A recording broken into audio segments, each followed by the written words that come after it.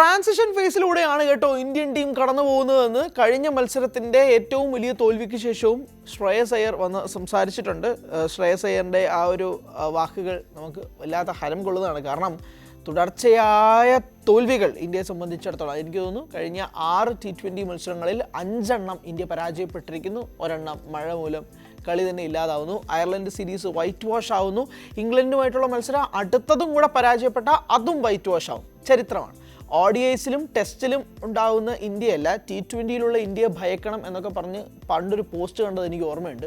ഇപ്പോൾ T20യിലെ ഇന്ത്യ എന്നൊക്കെ പറഞ്ഞു കഴിഞ്ഞാൽ ഒരു കോമഡി പീസായി മാറിക്കൊണ്ടിരിക്കുകയാണ്. പ്രത്യേകിച്ച് ഇന്ത്യയിലെ ഫ്ലാറ്റ് ട്രാക്കും ചെറിയ ബൗണ്ടറി ഒന്നും അല്ലാതെ മറ്റൊരു രാജ്യത്തൊക്കെ പോയി കളിച്ചു കഴിഞ്ഞാൽ ഇതാണ് ഇന്ത്യൻ ടീം എന്നുള്ളൊരു അവസ്ഥയിലേക്കും കൂടി കാര്യങ്ങൾ നീങ്ങുകയാണ്. 14 ഓവറിലാണ് ഇംഗ്ലണ്ട് 159 റൺസ് എന്ന ടാർഗറ്റ് ചേസ് ഡൗൺ ചെയ്തിരിക്കുന്നത്. അതും ഒരു വിക്കറ്റ് മാത്രം നഷ്ടത്തിൽ.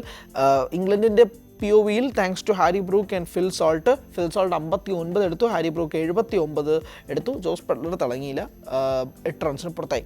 ഇന്ത്യൻ ബാറ്റർമാൻ്റെ തന്നെ നോക്കുകയാണെങ്കിൽ വൈഭവ് സൂര്യവംശി 15 റൺസ് എടുത്തു. ഒരു പക്ഷേ ക്യാപ്റ്റൻ ശ്രേയസ് അയ്യറിൻ്റെ കാര്യമാണ് എടുത്ത് പറയേണ്ടത്. 49 പന്തുകളിൽ നിന്ന് 80 റൺസ് അടിച്ചിട്ടുണ്ട്. 5 6 4 4 ഉണ്ട്. ശ്രേയസ് അയ്യറിനെ സംബന്ധിച്ചിടത്തോളം ഒരു വ്യക്തിഗത പെർഫോമൻസ് എന്ന രീതിയിൽ ആശ്വസിക്കാൻ കഴിയുന്ന പെർഫോമൻസാണ്. ബട്ട് ഒരിക്കലും ആസ് എ ക്യാപ്റ്റൻ തിളങ്ങാൻ കഴിയാത്തൊരു മത്സരം തന്നെയായിട്ട് ഇതും മാറുന്നു.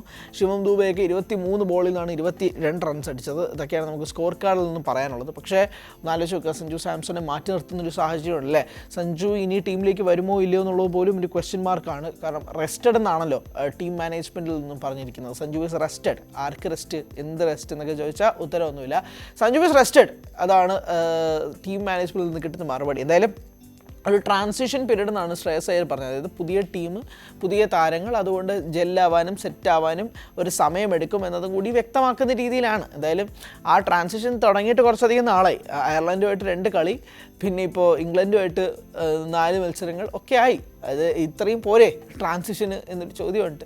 ഇതുവരെ ഒരു ജയം പോലും T20യിൽ കിട്ടിയിട്ടില്ല ശ്രേയസ് അയ്യർ ക്യാപ്റ്റനായിട്ട് എന്നതൊരു പ്രധാനപ്പെട്ട കാര്യമാണ്, റെക്കോർഡാണ്. അങ്ങനെ 2 റെക്കോർഡുകൾ കൂടി ശ്രേയസ് അയ്യർ ഇതിൻ്റെ കൂട്ടത്തിൽ സ്വന്തമാക്കിയിട്ടുമുണ്ട്. ബൗളിംഗ് അറ്റാക്കിൻ്റെ കാര്യം കൂടി നമുക്ക് സംസാരിക്കാം. എല്ലാം പറഞ്ഞു പോകണമല്ലോ. ഇന്ത്യൻ ബൗളിംഗ് അറ്റാക്ക് പറയുകയാണെങ്കിൽ ഹർഷ്ദീപ് സിംഗ് ഒരു മെയ്ഡനുണ്ട്. 3.5 ഓവറിൽ 41 റൺസാണ് വഴങ്ങിയിരിക്കുന്നത്. ബാക്കിയുള്ള ബൗളിംഗ് അറ്റാക്കും കമ്പാരിറ്റീവ്ലി ഗുഡാണെന്നേ പറയാനുള്ളൂ. വാഷിംഗ്ടൺ സുന്ദർ 1 ഓവർ എറിഞ്ഞ് 19 റൺസ് വഴങ്ങി. ശിവൻ ദൂബെ 1 ഓവർ എറിഞ്ഞ് 15 റൺസ് വഴങ്ങി. പ്രിൻസ് യാദവ് 3 ഓവറിൽ 28 റൺസ് വഴങ്ങി. പ്രസിദ്ധ് കൃഷ്ണ 3 ഓവറിൽ 26 റൺസ് വഴങ്ങി.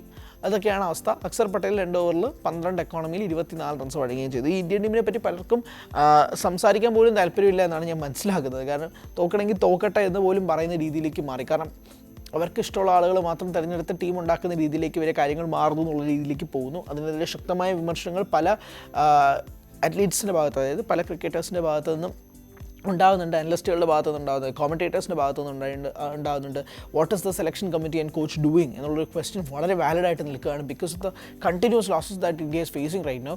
അങ്ങനെ ഒരു ക്വസ്റ്റ്യൻ മാർക്കിലൂടെ ഇങ്ങനെ നിൽക്കുമ്പോൾ എന്താണ് മറുപടി എന്നുള്ളത് സംബന്ധിച്ച്, ഇങ്ങനെ തോൽവിയോടെ തുടരാനാണോ ഭാവം, ഇതേ രീതിയിലാണോ ഏഷ്യൻ ഗെയിംസിലേക്കും പോകുന്നത് എന്നുള്ള ക്വസ്റ്റ്യനും നിലനിൽക്കുന്ന ഒരു സാഹചര്യവും കൂടിയുണ്ട്. കാരണം ടെസ്റ്റിൽ ഇന്ത്യ ഭയങ്കര പരാജയമാണ്. അതിൻ്റെ കൂട്ടത്തിൽ T20സിലേക്കും കൂടി അത് പോവുകയാണെങ്കിൽ പിന്നെ ഏത് ഫോർമാറ്റിലാണ് ഇന്ത്യൻ ടീം നിൽക്കുക? അബണ്ടൻസ് ഓഫ് ടാലൻറ്റ് നമ്മൾ പറയുമ്പോൾ എന്താണ് ഈ ടാലൻറ്റ് ഇങ്ങനെ നിൽക്കുന്നത്? എന്തുകൊണ്ടാണ് ഒരു സോർട്ടിങ് ഓഫ് ടീം ഇതുവരെ ഉണ്ടാവാത്തത് എന്നുള്ള ചോദ്യങ്ങൾ കൂടി സ്വാഭാവികമായിട്ടും നിലനിൽക്കുക. കൂടുതൽ വാർത്തകൾക്ക് News 18 Keralam YouTube channel subscribe ചെയ്യുക.